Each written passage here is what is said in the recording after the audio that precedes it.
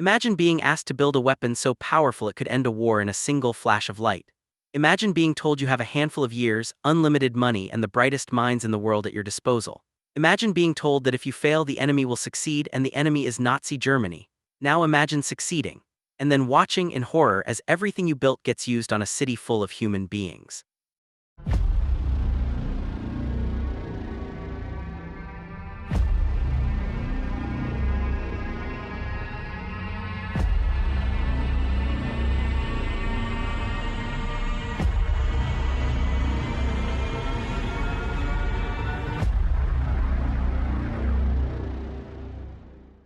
This is not a story about science. It is not a story about politics. It is a story about the most colossal secret in human history, about the men and women who kept it, built it, and lived with it for the rest of their lives. It is a story about what happens when the most brilliant people on Earth are handed the most terrible power ever conceived and told to use it before someone else does. This is the story of the Manhattan Project. To understand why it happened, you have to go back to the late 1930s. The world was coming apart at the seams. Adolf Hitler had marched into Austria, into Czechoslovakia, and was eyeing the rest of Europe like a man reading a menu. In Germany, physicists were racing ahead on a terrifying frontier: nuclear fission, the splitting of the atom, a process that, in theory, could release almost unimaginable energy. In 1938, German scientists Otto Hahn and Fritz Strassmann became the first to successfully split the uranium atom in a laboratory in Berlin. The news moved through the scientific community like electricity through a wire. It reached Princeton, New Jersey, where a Hungarian refugee physicist named Leo Szilard nearly stopped breathing when he heard it. Szilard had already thought about this. Years earlier, walking the streets of London, he had theorized the concept of a nuclear chain reaction, the idea that one split atom could trigger another, and another, and another in an explosive cascade that would dwarf anything ever produced by conventional chemistry. Now someone had actually split the atom. He knew with absolute clarity what this meant. If you could sustain and control a chain reaction, you could build an engine. If you lost control of it, you could build a bomb. And if Nazi Germany built that bomb first, the war was over before it really began. Szilard did something remarkable. He went to see Albert Einstein. Einstein was by that point the most famous scientist in the world, a man whose name had become synonymous with genius, a German-born Jew who had fled the rise of the Nazis and was now living in exile in the United States. He was not a weapons man. He was a theorist, a philosopher of physics, a man who spent his afternoons on Long Island sailing a little wooden boat across the harbor. But Szilard needed a name that would be taken seriously, a name that could cut through bureaucracy and reach the ears of kings and presidents. He needed Einstein. The two men met in the summer of 1939 at Einstein's cottage on Long Island. Szilard explained the situation. Einstein grasped it immediately. "I never thought of that," Einstein reportedly said, meaning the bomb, the chain reaction, the weapon. They agreed to write a letter. The result was one of the most consequential pieces of correspondence in modern history. Addressed to President Franklin D. Roosevelt, dated August 2, 1939, the Einstein-Szilard letter warned that uranium could be used to create bombs of extraordinary destructive power, that Germany was likely already pursuing this research, and that the United States needed to act, and act urgently. Roosevelt read it in October 1939. He looked up at his aide and said simply, "This requires action." But action in the beginning was slow. The United States in 1939 was a nation still pulling itself out of the Great Depression, still deeply reluctant to be dragged into another European war. The government allocated a modest $6,000 to begin exploratory research. $6,000 for a project that would eventually cost $2 billion, for a project that would change the world. The real acceleration came after Pearl Harbor. On December 7, 1941, Japanese planes struck the American naval base in Hawaii, and the United States was suddenly, violently, completely at war. Everything changed overnight. The leisurely pace of preliminary research evaporated. The government threw money, manpower, and urgency at the problem. In June 1942, the United States Army Corps of Engineers took control of the nuclear weapons program and gave it an official name, the Manhattan Engineering District. History would call it simply the Manhattan Project. To run it, the Army chose a man who was, in many ways, the opposite of the brilliant, absent-minded scientists he would be commanding. General Leslie R. Groves was 46 years old, heavyset, blunt, demanding, and relentlessly efficient. He had just finished overseeing the construction of the Pentagon, the largest office building in the world, in an astonishingly short 16 months. He was not a man who tolerated delay or excuse. When he was assigned to the Manhattan Project, he was reportedly unhappy about it. He had wanted a combat command. He wanted to fight. Instead, he was being asked to babysit physicists. He got to work immediately. The first thing Groves did was buy uranium, enormous quantities of it. He scoured the globe for supplies, acquiring ore from the Belgian Congo, from Canada, from Colorado, cornering the market so aggressively that even if Germany was pursuing the same research, they would struggle to find the raw material. The second thing he did was hire a scientist to run the technical side of the project. He needed someone brilliant enough to command the respect of the world's greatest physicists, organized enough to actually manage a sprawling industrial and scientific enterprise, and, above all, discreet. Someone who could keep secrets. He chose J. Robert Oppenheimer. There was, on the face of it, every reason not to choose Oppenheimer. He was a theoretical physicist, not an administrator. He had never run a large organization in his life. He had left-wing political sympathies and had associated in the 1930s with known communists. His girlfriend, his brother, his sister-in-law had all been party members or fellow travelers. The Army's security apparatus was deeply suspicious of him, but Groves saw something in Oppenheimer that outweighed all of it. He saw a man of towering intellect, of almost magnetic authority over other scientists, of rare and genuine brilliance. "He's a genius," Groves said later. "He can do anything." And so J. Robert Oppenheimer became the scientific director of the most secret project in American history. To understand Oppenheimer is to understand the project's soul. He was born in 1904 in New York City, the son of a wealthy German-Jewish textile importer and a painter. He grew up in an apartment full of Van Goghs and Picassos. He was from childhood a prodigy of almost alarming dimensions, brilliant, restless, insatiable, reading Sanskrit for fun, studying philosophy, devouring physics and chemistry and literature and poetry with equal hunger. He went to Harvard at 18 and graduated summa cum laude in 3 years. He studied in Europe under the great quantum physicists of the age. He returned to America and built one of the finest theoretical physics programs in the country at Berkeley. But Oppenheimer was not merely a brilliant scientist. He was a complicated, profoundly human man. He was sometimes arrogant, sometimes kind, often contradictory. He smoked endlessly, sometimes 2 or 3 packs a day. He quoted Hindu scripture and French poetry. He was capable of devastating intellectual cruelty and of surprising, unexpected tenderness. He was, by the time Groves came to him, a man searching for a purpose large enough to match his abilities. The Manhattan Project gave him that purpose. Oppenheimer's first great decision was to centralize the bomb's design work. Up to that point, research was happening in scattered locations across the country, at the University of Chicago, at Berkeley, at Columbia.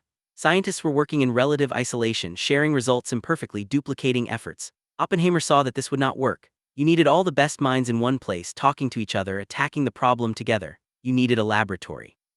He found his laboratory in New Mexico.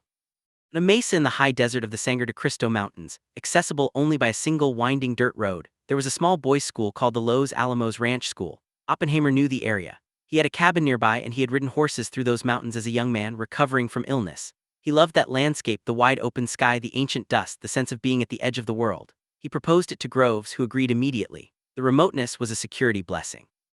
The altitude, over 7,000 feet, was cold and harsh and would deter casual visitors. The school was quietly purchased by the government in late 1942. By the spring of 1943, the first scientists began arriving. They came in a stream that would swell to a flood. Hans Bethe, the German-born physicist who had worked out how stars burn. Enrico Fermi, the Italian Nobel laureate who had already achieved the world's first nuclear chain reaction in a squash court under the stands of Stag Field in Chicago. Niels Bohr, the Danish patriarch of quantum mechanics, who slipped out of Nazi-occupied Denmark in a fishing boat and arrived in America under the pseudonym Nicholas Baker. Richard Feynman, 25 years old and already crackling with a genius that would one day win him the Nobel Prize, who amused himself in his spare time by cracking the safes that held classified documents, just to demonstrate he could. I. Rabbi Hans Bacher, George Kiszczykowski, Seth Nettermeyer, Kenneth Bainbridge. Name after name, mind after mind. The greatest collection of scientific talent ever assembled in a single place. They lived in a strange, hermetically sealed world. Los Alamos existed officially nowhere. The mailing address was simply a post office box in Santa Fe. Scientists who needed to correspond with the outside world used that box number. Children born at Los Alamos had no place of birth on their birth certificates, just the box number. Residents were not permitted to tell anyone where they lived or what they did. When they left the mesa for visits to Santa Fe, they were followed by security agents. Their mail was opened and read. Their conversations were monitored. They wore ID badges at all times and passed through checkpoints manned by armed military police every time they entered or left. The secrecy was absolute, totalizing, and often maddening. Scientists who were accustomed to the free exchange of ideas, to publishing papers, attending conferences, debating openly with colleagues around the world, found themselves locked in a box, talking only to each other. Some thrived under these conditions. Others chafed terribly. Feynman, characteristically, coped by becoming the project's most accomplished mischief-maker, picking locks and leaving teasing notes for the security team, a one-man war against the stifling surveillance atmosphere. And yet, under all of it, there was something electric, something alive and terrifying and extraordinary. Because what they were doing day by day in those drafty wooden laboratory buildings on that high desert mesa had never been done before. They were making the atom yield its innermost secrets. They were learning to split the nucleus of uranium and plutonium and harness the energy that came flooding out. They were, whether they permitted themselves to think of it this way or not, reaching for the power of the sun. The technical obstacles were staggering. There were two possible paths to a bomb. The first used uranium-235, a rare isotope of uranium that comprised less than 1% of natural uranium ore. To use it, you had to separate enormous quantities of U-235 from the much more common U-238, a process called isotope separation or enrichment. This required building a massive industrial complex from scratch. Groves oversaw the construction of the K-25 plant in Oak Ridge, Tennessee, a single building that covered 44 acres, the largest building in the world at the time, to accomplish this separation through a process called gaseous diffusion, forcing uranium gas through thousands of barrier membranes to gradually enrich it. Oak Ridge also housed electromagnetic separation facilities called calutrons, massive machines that used powerful magnetic fields to deflect the slightly heavier U-238 away from the lighter U-235. The entire enterprise at Oak Ridge employed 70,000 people, most of whom had no idea what they were producing. The second path used plutonium, an element that barely exists in nature but can be created by bombarding uranium with neutrons in a nuclear reactor. Groves ordered the construction of massive production reactors at a remote site on the Columbia River in Washington state, a place called Hanford. The Hanford site covered 500 square miles of desert and employed 50,000 construction workers at its peak. The reactors there produced plutonium in quantities that grew month by month as the project accelerated. Meanwhile, at Los Alamos, Oppenheimer's scientists were wrestling with the question of how to actually detonate a bomb. For uranium, the answer was relatively straightforward. You kept two subcritical masses of U-235 separated, and at the moment of detonation you used a conventional explosive charge, a gun, to fire one piece into the other at high speed, assembling a supercritical mass and triggering an explosion. This was the gun-type design, and it was simple enough in theory that the Los Alamos team was fairly confident it would work without ever needing to be tested. It became the design for the bomb that would be dropped on Hiroshima. Plutonium was a different and far more vicious problem. The gun design would not work with plutonium. The material would undergo a premature chain reaction before the pieces fully assembled, resulting in a fizzle rather than a full explosion. The solution, proposed by Seth Nettermeyer and later championed by John von Neumann, was implosion, surrounding a sphere of plutonium with precisely shaped explosive lenses that would detonate simultaneously, compressing the sphere with perfect symmetry and triggering a supercritical reaction. The theory was elegant. The execution was a nightmare of precision engineering. The explosive lenses had to be machined to tolerances measured in thousandths of an inch. The timing of the simultaneous detonation had to be perfect. Any asymmetry would blow the assembly apart rather than compress it. Month after month, the team worked on this, running test after test, producing implosion hardware and detonating it, studying the X-ray photographs of the explosions to see how close they were to perfect symmetry. By the spring of 1945, they were close enough to believe they might have a workable device, close enough to begin planning the one test that would answer every remaining question. They called it Trinity. The test site was chosen in the Jornada del Muerto, the Journey of the Dead Man, a stretch of flat New Mexico desert about 200 miles south of Los Alamos. In the spring and early summer of 1945, crews built a 100-foot steel tower at the test site, installed instrumentation across a wide radius, constructed bunkers where observers could shelter, and assembled, piece by careful piece, the world's first nuclear device. It was not yet a bomb in the delivery sense. It was a test device, a proof of concept assembled and detonated where it stood. But if it worked, if the implosion functioned as designed, the yield would be equivalent to thousands of tons of conventional explosive. The observers were instructed to lie flat on the ground facing away from the tower at the moment of detonation, wearing welding goggles to protect their eyes. The night of July 15, 1945 was tense and then suddenly dangerous. A thunderstorm rolled over the test site, lightning flickering across the desert, rain hammering the bunkers. The test was postponed by hours. Scientists and military officers waited in the darkness, coffee going cold in their hands, watching the weather, weighing the risk. Finally, in the early hours of July 16, the storm passed, the air cleared, the desert went still. At 5:29 a.m. and 45 seconds, the device on the Trinity Tower was detonated. What happened next was beyond the reach of language, beyond anything the observers had prepared themselves for, beyond any prior human experience. A light appeared, not a flash, a light sustained and blinding, washing everything in a white brilliance that outshone the sun. The light lasted long enough for the observers to see each other's faces, to see the desert floor, to see their own hands held up before them. Then came the fireball, rising and expanding, changing color, white to yellow to orange to deep angry red, and above it, climbing into the stratosphere on a column of superheated air, the iconic mushroom cloud, churning and rolling and climbing until it reached 40,000 feet above the desert. And then, after a long silence that seemed to last forever, the shockwave hit, a hammer blow of compressed air that knocked men from their feet, that roared across the desert like the voice of a god. Enrico Fermi had dropped small pieces of paper from his hands just before the blast. When the shockwave arrived, it carried the papers 2.5 meters. From that displacement, Fermi calculated on the spot that the yield had been roughly 10 kilotons. He was close. The official yield was later estimated at 21 kilotons, the equivalent of 21,000 tons of TNT released in a fraction of a second from a device that fit on a truck. The scientists stood in the dawn of the new world they had made, and they were not all triumphant. Some wept, some shook hands, some stood silent, staring at what they had done, aware that they had crossed a line from which there was no return.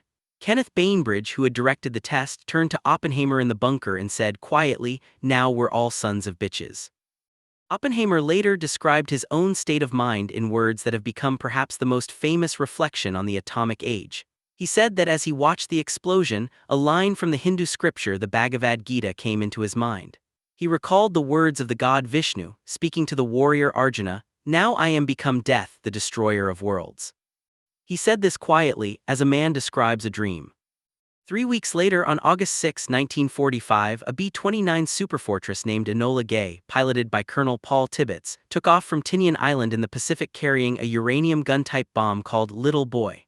The target was the Japanese city of Hiroshima. At 8:15 a.m. local time, Little Boy was released from 31,000 feet.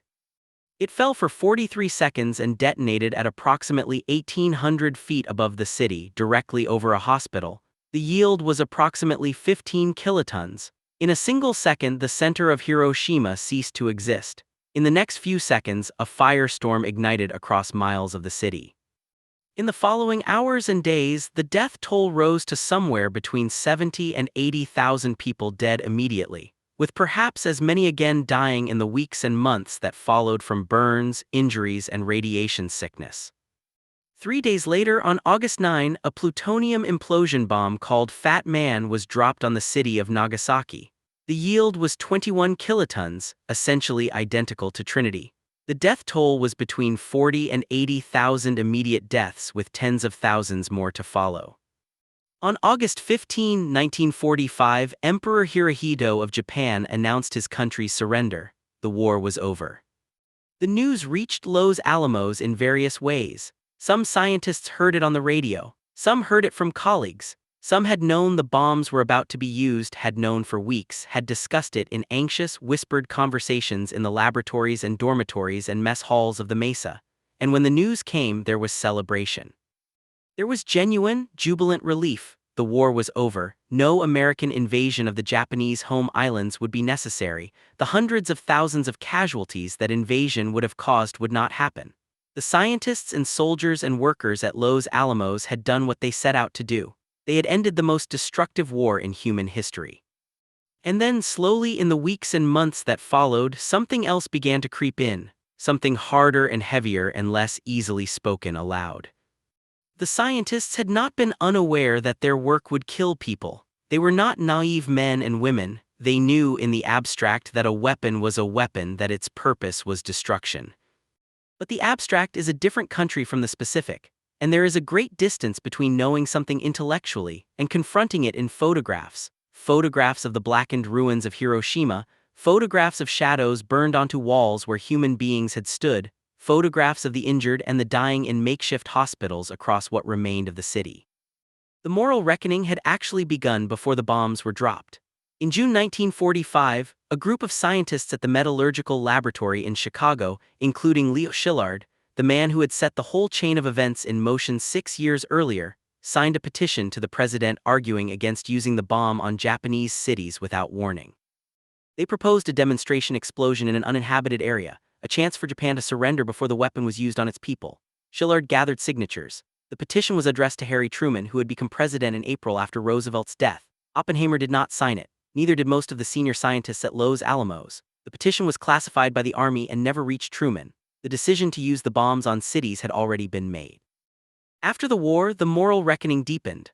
Oppenheimer, who had led the project with such brilliant intensity, who had driven his scientists to their limits and beyond, who had been at the center of everything, Oppenheimer found that he could not easily live with what he had done.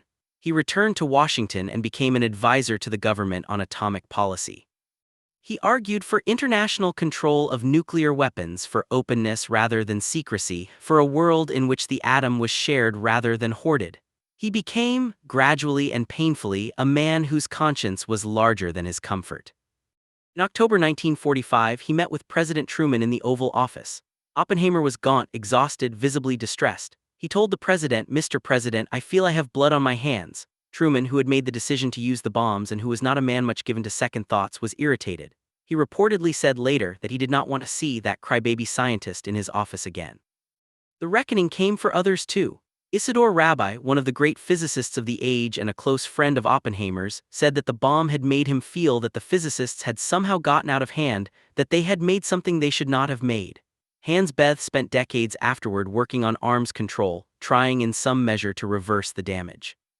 Albert Einstein, who had signed the letter that started everything and had no direct role in the project itself, said in his final years that co-signing that letter was the one great mistake of his life. Leo Szilard, the man who had walked the streets of London imagining chain reactions, who had gone to Einstein's cottage on Long Island and set this whole vast catastrophe in motion, spent the rest of his career in biology, as if he could put distance between himself and physics, as if a different science might absolve him. They could not put the genie back in the bottle. No one could. The Soviet Union tested its first atomic bomb in 1949, far sooner than American intelligence had predicted, in part because the Soviets had received detailed technical information from spies embedded in the Manhattan Project itself. The most damaging of these spies was Klaus Fuchs, a German-born British physicist who had worked at Los Alamos and who passed precise technical information about the implosion bombs designed to Soviet intelligence. Fuchs was arrested in 1950.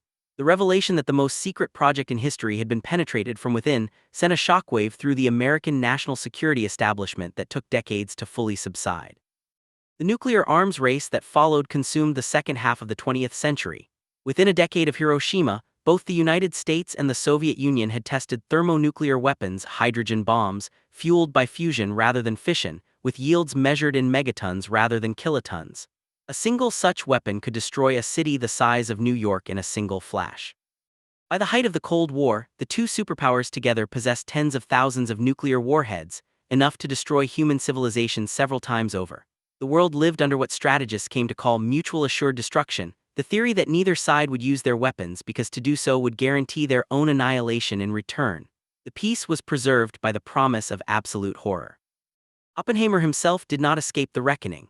In 1954, at the height of the McCarthy era, the Atomic Energy Commission held a security hearing to determine whether his clearance should be revoked. His old left-wing associations were dragged into the light. His opposition to the development of the hydrogen bomb, he had argued against it on both practical and moral grounds, was used against him. His former friend and colleague Edward Teller, who had championed the H-bomb, testified against him. The hearing was bitter, procedurally unfair, and deeply political. At the end of it, Oppenheimer's security clearance was revoked. He was stripped of his official influence, exiled from the corridors of power he had once walked as a hero. He retired to Princeton, where he directed the Institute for Advanced Study until his death from throat cancer in 1967. He was 62 years old and he had smoked most of his life. In his final years, he spoke rarely about the bomb. When he did, he spoke carefully, obliquely, as a man walks around a wound too deep to touch directly. "We knew the world would not be the same," he said in 1965 in a television interview. "A few people laughed, a few people cried, most people were silent." Most people were silent. Think about what the Manhattan Project actually was for a moment. Not as history, not as a chapter in a textbook, but as a human undertaking. Somewhere between 130,000 and 500,000 people worked on it, most of them without knowing what they were contributing to. The Oak Ridge workers enriching uranium did not know they were producing the material for an atomic bomb. The Hanford workers tending the plutonium reactors did not know. Truck drivers, security guards, construction workers, secretaries, cafeteria cooks, an enormous invisible army of people maintaining a secret that was kept so thoroughly that not even the Vice President of the United States was aware of it. Harry Truman himself did not learn of the Manhattan Project until he was president, until the day after Roosevelt died, and he was suddenly the most powerful man in the world and needed to know what he possessed. The secrecy was not incidental to the project. It was structural, fundamental, woven into every aspect of it. It required a kind of collective performance, thousands of people agreeing simultaneously to not know what they knew, to not ask what they wanted to ask, to not say what they could see. And it worked. For 3 years, one of the largest industrial undertakings in American history was conducted essentially in broad daylight, and the world didn't know. There is something almost incomprehensible about that. In an age when a single tweet can detonate across the globe in seconds, in an age where every secret seems to last only until the next news cycle, the idea that $2 billion and hundreds of thousands of workers and 3 enormous industrial sites and a laboratory full of Nobel laureates could be kept secret for years seems almost mythological.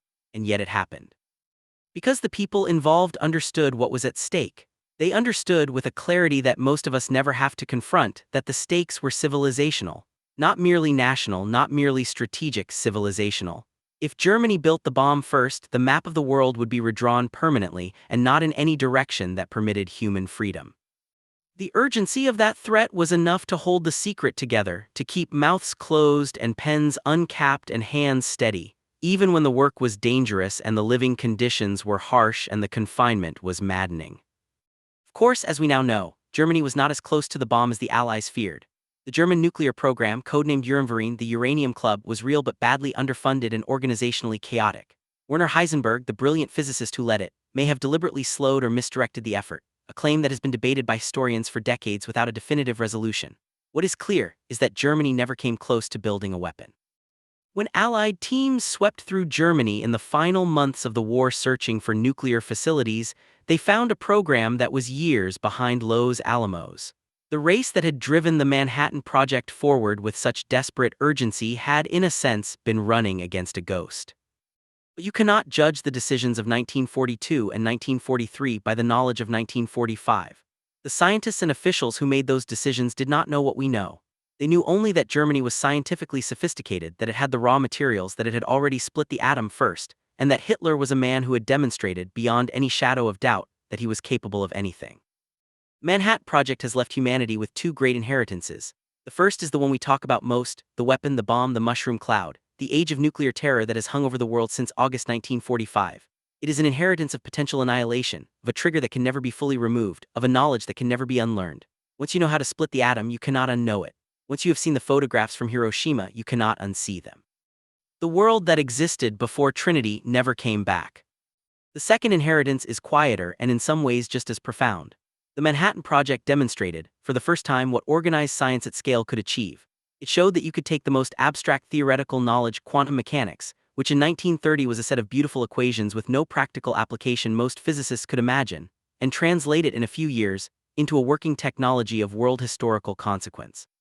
It pioneered what became known as big science, the model of large, government-funded, multidisciplinary research programs tackling enormous problems. The post-war decades of scientific achievement, nuclear power, semiconductor technology, the internet, the space program, the mapping of the human genome, all trace their organizational DNA in some measure back to Los Alamos. And there is a third inheritance, less tangible but perhaps most important of all. The Manhattan Project gave us the scientists themselves, the ones who built the bomb and then spent the rest of their lives grappling with what they had done. Szilard and Boer and Beth and Rabbi and the others who became advocates for arms control, for international cooperation, for the responsible use of scientific knowledge, they were not saints. They were complicated, flawed, brilliant, frightened, ambitious human beings who made choices under pressure and then had to live with the consequences. But the fact that so many of them turned back toward the problem, that they refused to simply take their Nobel Prizes and walk away, is one of the more morally serious things that any group of scientists has ever done. Oppenheimer, in his final years, gave a speech at MIT. He was already ill, already diminished from the towering figure who had once commanded the greatest assembly of scientific talent in history. He spoke about the relationship between science and responsibility, about the impossibility of innocence once you have gained certain kinds of knowledge. He said something that has stayed with me, something that seems to reach beyond its historical moment into our own.